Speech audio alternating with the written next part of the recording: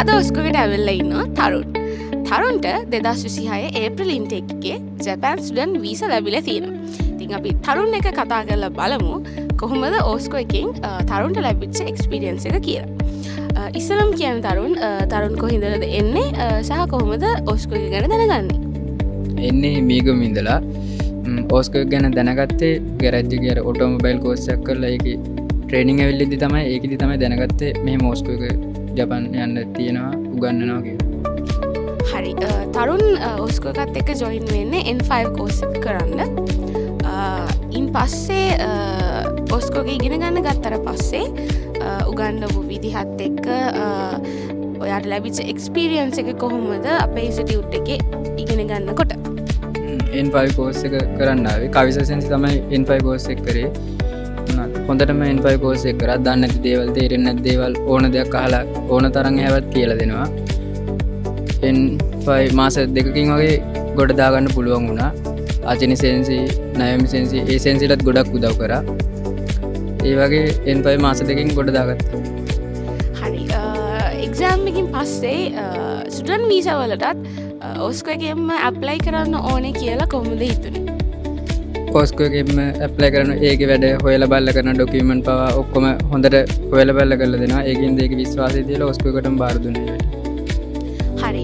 එතකොට එක්සෑම් එකකින් පස්සේ ඉස්සෙල්ලාම අපිට හම්බ වෙනවා ලැන්ග්වේජ් ස්කූල් එකේ ඉන්ටර්විව් එක. එතකොට ඉන්ටර්විව් එකට ෆේස් කරන්න එකෙන් කොහොම හරි පාස් වෙන්න ඔයාට ඒ ලැබිච්ච සපෝට් එක කොහොමද?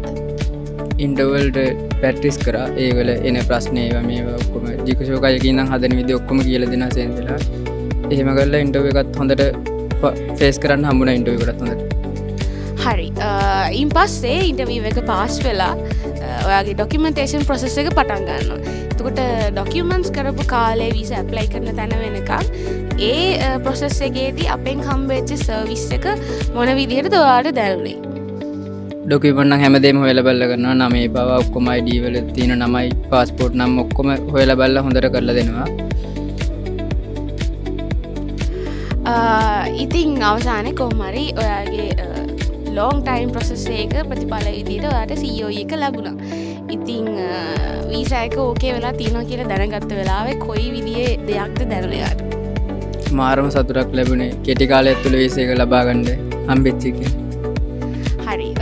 ඉතින් මේ වීඩියෝ එක බලාගෙන ඉන්න අය ගොඩක් තව ඉන්නවා ජපාන් ස්ටුඩන්ට් වීසා ඇප්ලයි කරන්න කැමති නැත්නම් ආසාවෙන් ඉන්න ඒ ගැන හරියටම දන්නෙත් නැති අයත් ඉන්නවා.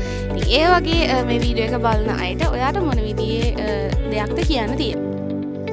ඔයාලත් එන්න ඔස්කෝ එකට ඉගෙන ගන්න ඕන දෙයක් අහලා කරලා දැනගන්න පුළුවන්. උගන්නන සෙන්සිලත් එම හොඳට ෆ්‍රෙන්ඩ්ලි උගන්නනවා. ඉගෙන ගන්න එකත් හොඳ විනෝදයෙන් ඉගෙන ගන්න පුළුවන්.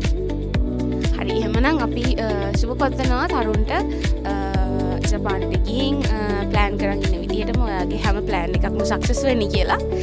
ඒ වගේම අපි ඔයගලන්ට ආරාධනා කරනවා ජපාන ඉගෙන ගන්න යන්න ආසාවෙන් ඉන්නවා නම් ඒ ගැන තව දැනගන්න අවශ්‍යයි නම් ඒ හැමදේම ඔයාලට අපිට කතා කරලා දැනගන්න පුළුවන්. අදම අපිට කතා කරන්න.